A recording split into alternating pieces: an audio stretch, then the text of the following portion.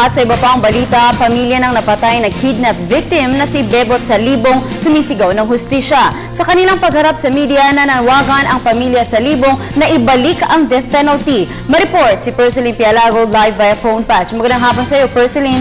Magandang tanghali, Princess. Sumisigaw pa rin ng hustisya ang mga kaanak ni Jose Bebot Salibong.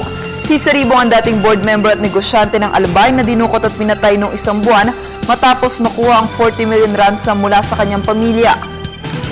Kinumpirma ni Jimenez, founding chairman ng VACC, na di umano'y pinsan ng misis ni Salibong na karumal-dumal ang ginawang pagpaslang ng mga suspect kay Bebot na natagpuan nilang nakabaon at nakasemento sa pinaniniwalaang kuta ng mga kidnappers sa Antipolo City.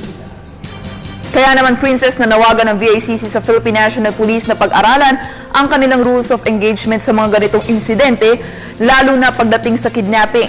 Dagdag pa ng grupo, tigilan na rin ang news blackout dahil hindi umano ito epektibo.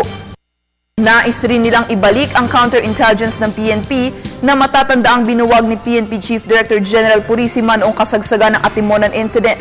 At ang pinaka-isinisigaw ng grupo, ang pagbuhay sa death penalty lalo na sa mga ganitong malalaking krimen. Sinisisi naman ni Mr. Boy Evangelista ang umiiral na gun ban sa bansa.